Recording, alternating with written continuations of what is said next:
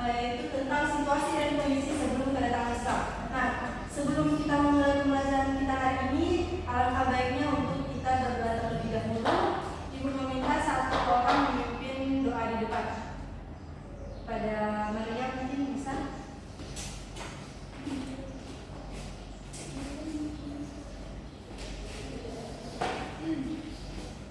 Baik teman-teman, sebelum kita belajar, mari kita berdoa bersama. Doa mulai.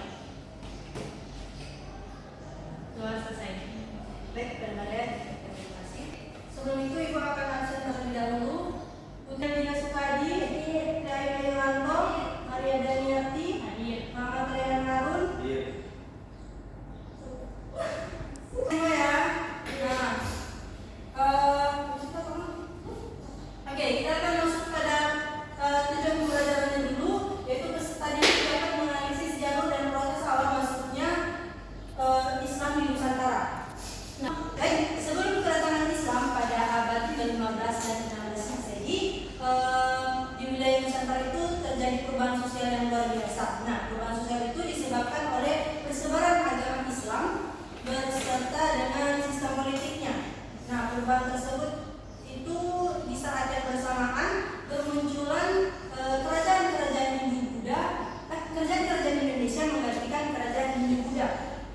Nah, Islam menggantikan kerajaan Hindu Buddha itu memiliki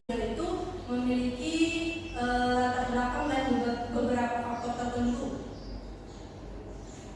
Gambaran situasi dan kondisi wilayah Indonesia sebelum kedatangan Islam itu diantaranya itu ada yang pertama letak geografis.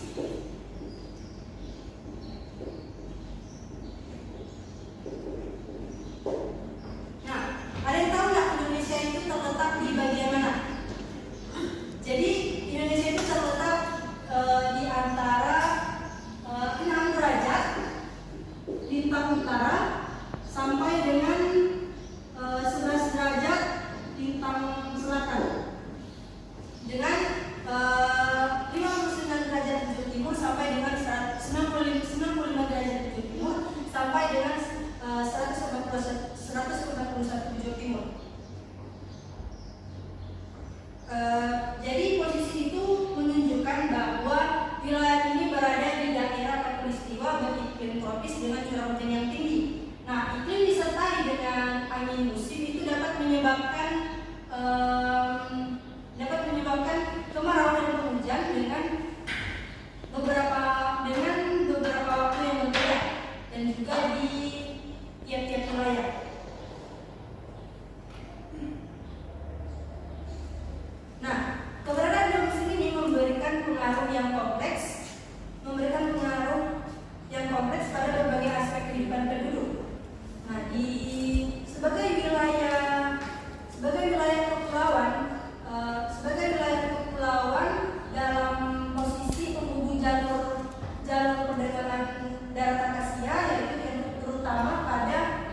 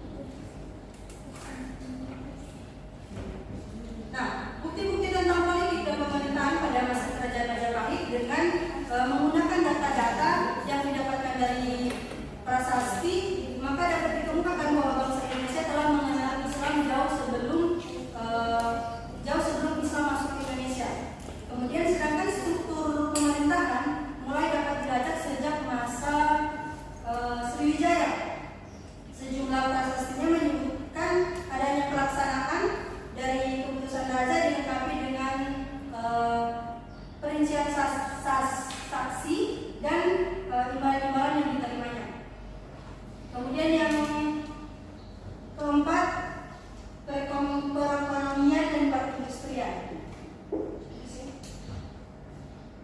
Nah, kehidupan perekonomian di bidang industri juga berkembang. Industri di sini meliputi industri rumah tangga, kerajinan, dan industri logam. Ada istilah undagi yang berkaitan dengan kepandaian, keahlian seseorang yang memerlukan keahlian khusus, misalnya tukang kayu atau ahli bangunan. Dalam beberapa prasasti Bali kuno ditemukan beberapa keterampilan membuat suatu benda atau alat dengan istilah undagi.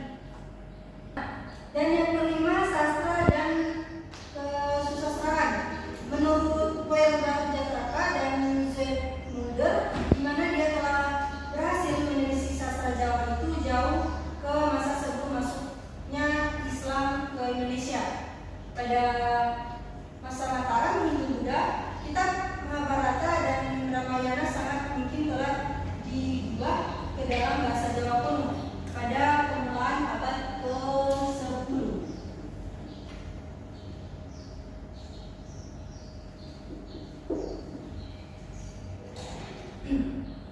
Dari kedua kitab ini itu maka banyak ditemukan gubahan-gubahan cerita yang sangat mungkin diambil sebagian atau utuh sarga dan parwa menjadi bentuk kakawin atau naskah-naskah yang lain.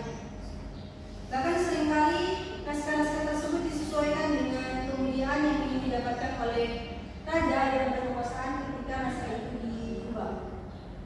Nah, itulah pembawaan materi kita pada hari ini, tentang situasi dan kondisi sebelum kedatangan Islam. Apakah adik-adik semua sudah mengerti dan bisa dipahami? Sebelum kita menutup pembelajaran kita pada hari ini, alangkah baiknya kita berdoa dulu sebelum kita pulang. Doa pulang akan dipimpin oleh Putri Nada.